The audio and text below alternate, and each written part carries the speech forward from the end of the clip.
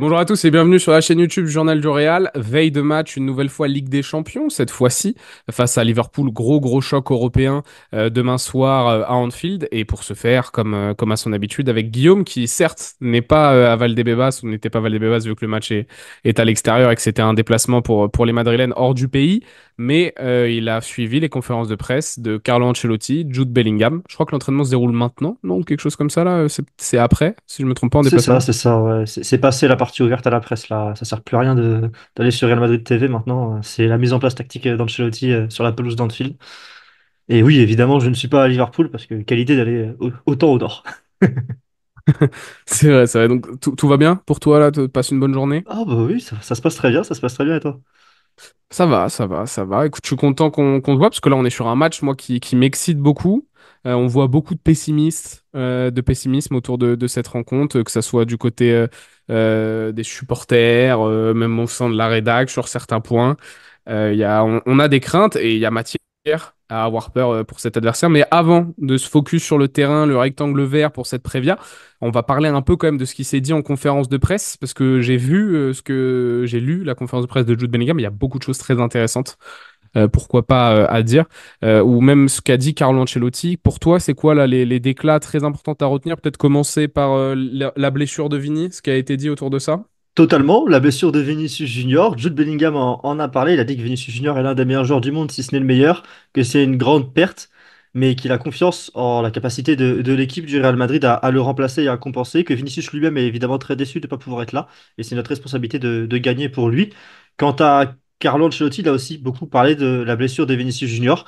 Il a dit que voilà, sa blessure, on l'a appris à la fin du match, après la rencontre. C'est pas le moment qui est important, le moment auquel il s'est blessé. On sait qu'on a vu des images de Vini qui boitait en première mi-temps, alors qu'il a joué les 90 minutes ensuite. Carlo Ancelotti est revenu simplement en disant que l'important, c'est ce qui compte, c'est qu'il se rétablisse rapidement. Et on pense aux joueurs qui le remplaceront et pas à cette histoire de blessé. Il a joué quand même les 90 minutes, tout Évidemment. ça. Et Ancelotti a ajouté sur sa manière de faire tourner. Il a dit: j'écoute beaucoup les conseils, mais j'ai entraîné 1300 matchs, composé 1300 équipes et effectué près de 4000 changements. Personne ne peut me donner de conseils à cet égard. Donc voilà, réponse assez cinglante de Carlo Ancelotti. Aux critiques sur le fait que Vinicius ait joué les 90 minutes, sachant que lui, Vinicius, avait dit qu'il en était capable, tout comme Valverde l'avait dit, eux qui étaient de retour de sélection d'Amérique du Sud quelques jours avant la rencontre. Oui, ça c'est au moins la réponse de Carlo Ancelotti, elle est claire sur le sujet, même si on sait que nous-mêmes au sein de Journal Journal, on lui reproche un peu ses changements tardifs. C'est vrai que Mister, après tout, c'est vous le patron. Bellingham sur son début de saison, j'ai vu perte de sourire un peu avec l'Angleterre, pas marqué, un peu de pression vis-à-vis de ça, mais retrouver le sourire. C'est ça, et ben il a parlé de la sélection anglaise en disant il a retrouvé le sourire lors du dernier rassemblement, qu'il a connu des moments difficiles après l'Euro, notamment par rapport à les médias anglais qui ont, selon lui, un peu abusé sur sa personne en lui reprochant de ne pas avoir parlé aux médias anglais, de ne pas avoir participé à une conférence de presse, de voilà que sa mère ne voulait même pas sortir de chez elle tout l'été parce qu'elle savait très bien qu'elle serait avec des paparazzis. Enfin, on sait comment ça marche les tabloïds en Angleterre. Et sur son début de saison au Real Madrid, il est revenu voilà, sur son début de saison sans poste fixe un petit peu. Il a dit qu'il parle Ancelotti tous les jours, qu'il a une très bonne relation avec lui, qu'il s'est sacrifié comme d'autres joueurs pour aider l'équipe sur le début de saison, qu'il n'a pas beaucoup marqué mais qu'il a contribué. Il a rajouté: nous sommes une équipe avec beaucoup de joueurs, très polyvalente, avec les blessures, il faut couvrir plusieurs postes. Je sais où je me sens le plus à l'aise, mais j'ai la responsabilité de maximiser mes performances à n'importe quel poste. Donc voilà, un vrai discours de joueur d'équipe de la part de Jude Bellingham lors de cette conférence de presse. J'ai cru voir aussi qu'il y avait eu un petit mot sur Trent Alexander-Arnold, qui, on l'avait déjà évoqué plusieurs fois sur nos vidéos, sur le sujet donc de la potentielle venue de l'arrière droit de Liverpool, où que Bellingham faisait un peu la mission séduction, parce qu'ils s'entendent très très bien, ils sont très amis dans le monde du football. Donc il a touché un petit mot sur ça pour dire que oui, il aimerait bien jouer, si je me trompe pas, avec Trent Alexander-Arnold, et que c'est quelqu'un qu'il apprécie beaucoup. Ah, il a dit que la question c'était qu'est-ce qu'il pense de jouer avec Alexander Arnold. Il a dit: bah je suis déjà avec lui en équipe nationale, donc c'est garanti que je vais continuer de jouer avec lui. C'est un joueur de Liverpool et parler de son avenir est un manque de respect. L'important c'est de lui enlever la pression. C'est un grand ami et je lui souhaite le meilleur, sauf demain. Voilà les mots de Jude Bellingham. Quant à Carlo Ancelotti, il a simplement répondu que Alexander Arnold est un joueur de Liverpool et que c'est pas ses oignons. Voilà, globalement. Voilà, encore le le pragmatisme de notre cher coach italien. Et puis pour terminer, à travers tous les dires de l'anglais ou de Carlo Ancelotti, Lucas Vasquez, composition probable, il y a quelques incertitudes pour ce 11 à Anfield. Est-ce qu'on a des éléments de réponse? Ancelotti laisse planer le doute sur un retour de Vasquez. La question était très simple, hein. C'était vraiment savoir l'état physique de Lucas Vasquez. Quand Ancelotti a répondu Valverde, c'est très bien débrouillé en tant qu'arrière droit, je n'avais aucun doute sur sa Oh oui, performance. Mais c'est une urgence et Lucas est de retour. Il s'est senti bien. C'est une option. Je peux choisir entre les deux. Voilà les mots de Carlo Ancelotti qui laisse clairement planer le doute. Après, ça évidemment ça l'arrange hein, de laisser planer ce doute-là par rapport à Slot, par rapport à la préparation aussi par la préparation de la rencontre par l'adversaire, hein. Je pense que c'est toujours mieux d'avoir des indécisions que l'adversaire connaisse ton 11 par cœur avant 24 heures comme ça avant la rencontre. ça dépend. Mon sentiment personnel, c'est que Vasquez ne sera pas apte à démarrer cette rencontre et c'est aussi ce qui sort un petit peu partout, hein, dans tous les cas pour l'instant, mais il laisse planer le doute, histoire d'eux. Même si je pense que c'est plus du bluff, la potentielle présence de Vasquez, qu'une réelle possibilité. Et moi, mon opinion personnelle, c'est que même si Lucas Vasquez est à 100%, c'est Federico Valverde qui doit commencer ce match face à Liverpool. Mais ça, j'ai Je, beau dire mon je- opinion, c'est pas moi qui décide. je suis bien d'accord. Voilà. Bah justement, on va pouvoir, la transition et tout trouver pour se focus sur ce match en lui-même, sur justement les hommes, l'aspect tactique un peu de cette rencontre. On sait que l'historique est en faveur du Real Madrid. Psychologiquement, on l'a déjà évoqué à la fin du match contre les Ganes, toi et moi, Guillaume, ensemble. C'est dommage que Vini soit blessé, parce que c'était son jardin, Anfield, sur les derniers matchs. Là, va falloir composer différemment. Autant, je crois il y a un petit débat Fran Garcia, Ferland Mendy, mais avantage Ferland Mendy dans la hiérarchie, entre guillemets. Asensio devrait débuter, quant à lui, aux côtés d'Antonio Hmm. Rudiger. Je te fais le 11, tu m'arrêtes, hein, tu m'arrêtes s'il y a des incertitudes ou autres. Federico Valverde, et pour l'instant, donc tu l'as dit, toi, c'est un sentiment et un sentiment qui est partagé au sein de la presse espagnole et de tes contacts que c'est Federico Valverde qui devrait commencer à droite. Et moi, mon opinion personnelle, c'est qu'il faut qu'il commence à droite. Le milieu de terrain, par contre, moi j'ai des doutes. Eduardo Camavinga, coché. Bellingham, si on le compte comme un milieu de terrain, coché. C'est qui à côté? Modric, je pense. Il a été reposé, il a joué 2 matchs avec la sélection, il a été reposé contre les Ganes. Je ne vois pas Ceballos. Et vu qu'il n'y a plus Vinicius Junior devant, bah, il y a une place qui est pour le coup encore plus libérée au milieu de terrain. Donc je pense que Modric, on peut aussi le cocher. Et ensuite, bah, il y a Mbappé évidemment qu'on peut cocher, Brahim Diaz. Et ensuite, il y a une interrogation sur qu'est-ce qu'on fait finalement tactiquement. Là, c'est même pas une question de joueur dans le 11, c'est qu'est-ce qu'on fait tactiquement. Est-ce qu'on choisit Arda Güler? Est-ce qu'on choisit Hendrik? Est-ce qu'on choisit Gonzalo Garcia qui est en pleine bourre, même si ce serait très surprenant de Facile la de part faire ça. d'Ancelotti, Ouais. qui est en pleine bourre avec le Castilla. Qu'est-ce qu'on fait finalement sur ce milieu de terrain? Et on peut confirmer, je pense, la titularisation d'Asensio rapidement, puisque voilà, Carlo Ancelotti a dit que je suis convaincu qu'il fera de même demain, en disant qu'il s'était débrouillé très bien lors des derniers matchs. Donc je pense que voilà, on peut aussi entériner ceci. Donc il y a une vraie interrogation autour, si imaginons, parce que je pense qu'on se dirige plutôt vers Brahim, Arda, Mbappé. Est-ce qu'on a vraiment Bellingham plus haut sur le terrain qui occupe ce fameux rôle de faux neuf comme il a fait sur l'année dernière avec Mbappé qui colle la ligne à gauche, Arda qui colle la ligne à droite et Brahim Bellingham qui s'occupe un peu de l'espace axial? Il y a des vraies interrogations à ce sujet, sachant que tu vas te coltiner deux Golgoth en défense centrale du côté de Liverpool. Donc, va falloir physiquement réussir à pas trop se faire bouger, à créer les espaces par les appels. Le jeu sans ballon offensif va être, je pense, essentiel face à cette défense de Liverpool parce qu'il va falloir la faire dézoner, va falloir se créer ses propres espaces, ses propres angles de passe. Et là, Kylian Mbappé aura un rôle forcément prépondérant parce qu'il va devoir peser sur cette défense tout au long du match, ne pas arrêter comme le faisait Vinicius l'année dernière.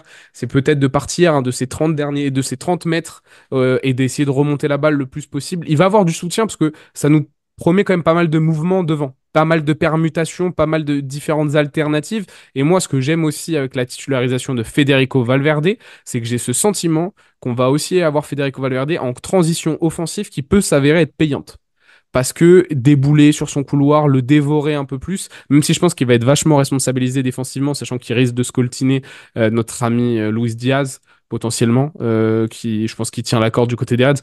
Autant vous dire qu'il va être sollicité. Mais il y a quelque chose qui m'intrigue. Il y a quelque chose qui m'intrigue, c'est un peu nouveau. Il y a des profils divers et variés, même si j'ai peur que Brahim et Arda, se marche un peu dessus. Il faudra que les consignes auprès de Brahim soient bien passées, qu'il occupe vraiment ce demi-espace et qu'il fasse les efforts défensifs, évidemment. Et puis même Bellingham, là, Bellingham va retrouver beaucoup de liberté. Et déjà qu'il a été métronome contre les Ganes, ça va être encore le cas contre Liverpool.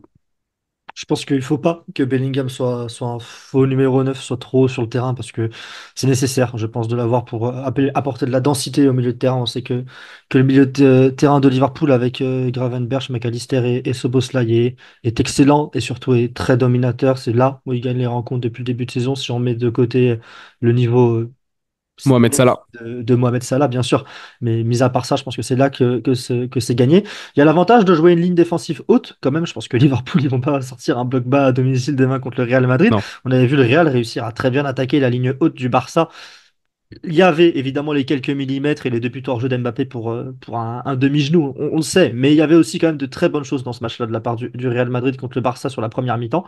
Et je pense qu'on peut revoir un Mbappé à la limite du hors-jeu, un Brahim aussi qui va quand même très vite à la limite du hors-jeu, et peut-être au lieu de devoir finalement attaquer cette charnière centrale qui fait peur, qui est imposante, hein, Ibou Konaté et Van Dijk, peut-être éviter justement cette charnière centrale au maximum lorsqu'on attaque et plutôt prendre à revers les latéraux qui, on le sait, sont très offensifs à Liverpool, même si c'est plus le système de Klopp, ça reste voilà, Trent Alexander-Arnold, ça reste un joueur qui est très haut sur le terrain, et il va falloir s'occuper de ça. Et ensuite, il va quand même falloir un mec dans l'axe pour essayer d'attirer, de faire décrocher de la défense centrale l'un des deux entre Konaté et Van Dijk, mais ça risque d'être quand même très compliqué, je pense, de réussir à finalement trouver du monde dans la surface, occuper les défenseurs centraux, peser sur les défenseurs centraux. Le seul qui est capable de le faire, c'est Bellingham, mais je trouve ça trop dangereux si Bellingham est vraiment dans un rôle très haut sur le terrain, parce qu'Arda Güler, je pense, se fait bouffer en tant que numéro 8 dans ce match. Ouais, mais il y aura pas le choix, il y aura pas le choix pour Bellingham dans tous les cas. Il va devoir faire des courses vers l'avant, il va devoir faire les appels. C'est le seul qui a cette capacité-là de projection et d'efficacité dans son jeu sans ballon offensif. En fait, il y a deux points. Déjà, Trent Alexander-Arnold, je crois qu'il revient de blessure. Il a pas joué ce week-end face à Southampton. Je suis pas sûr qu'il soit à 100%. Je sais pas si on a vu Arne Slot. J'ai pas lu la conférence de presse du Il était de coach retour néerlandais à à l'entraînement aujourd'hui. l'entraînement. J'ai pas vu s'il y a eu des déclarations dessus, mais il était en tout cas de retour à l'entraînement aujourd'hui. Et il a la forme, hein, dans tous les cas, quand même, même s'il n'est pas, même s'il n'a pas joué contre Southampton, il a pas tout perdu, il n'est pas en manque de rythme complet. Et je pense quand même qu'on va le voir titulaire demain. Il y a trop de bruit, trop de dramaturgie. Ce serait triste de ne pas voir Alexander Arnold pour la beauté de Ouais. ce match demain. Mais dans tous les cas, Kylian Mbappé aura donc soit notre ami c'est Codley, je crois, c'est Bradley, c'est Bradley, oui, je crois. Je sais, Oui, il j'ai plus s'appelle le nom Connor exact. Bradley, un truc comme ça, non? Connor Bradley, exactement, oui, c'est ça. Connor Bradley ou Trent Alexander-Arnold, Mbappé va devoir faire mal. Joe Après, on Gomez, l'avait hein? déjà vu. Hein? Attention, Joe Gomez, sinon à droite, hein. Ça peut être un choix aussi. Non, oui, pourquoi pas, mais dans tous les cas, il y a Konaté, qui on l'avait déjà vu lors de la finale de la Ligue des Champions, qui avait fait un gros match sur Vini, en aide, en permanence, en couverture de Trent Alexander-Arnold. Je pense qu'on va avoir un dispositif assez similaire. Et moi, il y a trois joueurs, pour finir un peu, qui pour moi jouent gros. On a évidemment Raúl Asensio, premier match de Ligue des Champions, titulaire face à Liverpool, l'une des meilleures attaques d'Europe actuellement. C'est le test ultime. On peut pas faire pire. Ferland Mendy, qui va faire face potentiellement à l'autre meilleur joueur du monde actuel avec Vinicius Junior, qui est Mohamed Salah, qui est impliqué sur 16 buts en 12 matchs. Enfin, c'est n'importe quoi. Ou ce joueur-là, il est exceptionnel et c'est l'une des raisons, effectivement, de pourquoi les Reds font une saison aussi impressionnante. Et puis moi, il y a Eduardo Camavinga. Mon gros focus, c'est lui. Je veux avoir un match référence sur 90 minutes. Je veux qu'il n'y ait pas de discussion, qu'il prenne ses responsabilités et qui ressortent entre les six joueurs du milieu de terrain là qui vont se battre, enfin Modric, Gravenberch, Alex McAllister, Szoboszlai, Camavinga et donc Brahim, Arda, comme vous voulez, Bellingham, mettez le sixième comme vous voulez. Et je veux qu'ils sortent du lot dans ce milieu de terrain. Je veux qu'on voit la patte Eduardo Camavinga, prise de risque, efficacité défensive. Pour moi, c'est le joueur qui joue énormément parce que c'est bien beau le potentiel, etc. Mais Mais il faut définitivement s'installer. je vais même plus loin. Si le Real veut gagner, il faut qu'Eduardo Camavinga soit le meilleur milieu de terrain sur la pelouse. Tout simplement. Ouais. Si tu laisses Gravenberch pondre une masterclass, si tu laisses Szoboszlai se balader ou quoi, le Real, ça va être trop compliqué. Parce qu'il y a d'autres endroits sur le terrain où tu seras déjà surmené. Je pense notamment évidemment au duel Mendy-Salah. Je pense aussi quand même au duel Luis Diaz-Valverde, même si j'ai confiance en Valverde pour limiter la casse. Ça reste quand même très compliqué. Même à la défense centrale, je pense que ça va être aussi compliqué pour Raúl Asensio. Donc si tu perds tes duels, déjà, logiquement, tu vas les perdre dans ces zones-là. Tu vas quand même avoir, je pense, du mal à attaquer puisque t'as personne, t'as pas de point de fixation dans l'axe, t'as pas du tout un numéro 9, même si une entrée d'Hendrick pourrait être intéressante en fin de rencontre sur ce point-là, même si ça reste un gamin face à peut-être la meilleure charnière centrale actuellement en Europe, l'une des meilleures. Ouais, Donc je pense qu'il n'y a qu'au milieu de terrain finalement que tu peux remporter la bataille, ou tu seras peut-être même avec un joueur de plus. Et pour moi, Kamavinga soit sortir meilleur milieu de terrain de ce match, doit sortir peut-être même avec le trophée d'homme du match, même si c'est un match nul que tu vas chercher et pas une victoire côté Real Madrid. Je suis d'accord avec toi. Il faut que Kamavinga là, montre sur ce match qu'il est parmi la discussion en fait, de ces meilleurs milieux du monde, dans laquelle on n'est pas loin de le mettre, souvent, évidemment, par rapport à ce qu'il montre en Liga et tout ça, mais là, il va falloir qu'il monte sur une autre scène. on est d'accord. Il faut passer ce cap. Il faut passer ce cap. Il a l'opportunité désormais. C'est plus bouché. Déjà l'année dernière, beaucoup de temps de jeu. Cette année, ça doit être l'année où t'es coché, quoi. Le coach, dès qu'il fait son 11, Eduardo Camavinga, il est censé y être. Ancelotti nous frustre beaucoup, beaucoup sur sa gestion, mais il faudrait aussi que Camavinga pousse un peu son destin et force la main au coach italien. Merci, Guillaume. Petit prono, peut-être, tiens, avant de finir, puisque les derniers matchs de Ligue des Champions, tes pronostics étaient pas trop dégueux. Peut-être pas Milan. Mais vas-y, je t'en prie. Je me rappelle plus ce que j'avais dit pour Milan, mais je crois que j'avais dit que le Real allait gagner. Mais j'avais bon sur, j'avais bien vu le match contre Dortmund. Bah, j'espère pour ceux qui regardent la vidéo que mon pronostic n'est pas bon parce que je pense que Liverpool va s'imposer 5-4 ou 5-0, quelque chose comme ça. Je pense vraiment que le Real va complètement couler. Je ne crois pas. Voilà, j'espère qu'ils vont me faire mentir. J'espère que c'est peut-être même presque un contre-pied comme Pablo aime faire en disant à chaque fois que le Real va perdre pour que le Real gagne. C'est presque ça. C'est presque un appel à l'aide, un appel à réagir aux joueurs du Real Madrid. Parce que je pense que c'est Liverpool. Allez, 4-1. Allez, 4-1, on va dire qu'il y a un but de Mbappé. Mais 4-1. Ah oui, d'accord. Ah, parce que Non, moi, non, la dernière fois qu'il y a c'est un eu rouleau compresseur en face. non, mais la dernière fois que j'ai eu moi le Real Liverpool, j'étais au stade, enfin le Liverpool Real, j'étais au stade Anfield, et le Real était mené 2-0. Au bout de 10 minutes, on me promettait la foudre. Il y a eu 5-2 pour le Real Madrid. C'était le huitième de finale 2022-2023, je crois. Oui, c'est ça. Ouais, mais Euh, t'as pas Kroos, t'as pas la défense centrale plus solide. Il y a plein de on choses. est d'accord, on est d'accord. C'est pas la même chose. Et ça manque de. Moi, ce qui me fait peur aussi, c'est le manque de leadership dans les moments compliqués. Anfield, il y a des moments où tu vas avoir la tête sous l'eau. T'as Et Courtois là, au moins. il y a Courtois au moins, et Courtois il avait fait une boulette, hein. D'ailleurs, c'est l'une des rares C'est vrai. boulettes de Thibaut Courtois avec le Real Madrid, c'était face à Liverpool il y a 2 ans. Mais là, le manque de leadership, c'est vrai qu'il y a des moments où tu vas avoir la tête sous l'eau à Anfield, la pression, Liverpool, l'intensité, etc. J'ai du mal aussi à voir le Real Madrid s'imposer. Par contre, ça m'étonnerait pas qu'on ait un fameux un partout 2-2. Allez, 2-2 avec une égalisation dans les derniers moments du Real Madrid, synonyme de victoire un peu, avec, je l'espère, un doublé de Kylian Mbappé pour définitivement pour de nouveau essayer de marquer d'une pierre blanche Ah, son arrivée au Real Madrid. tu crois en lui pour une grande performance demain?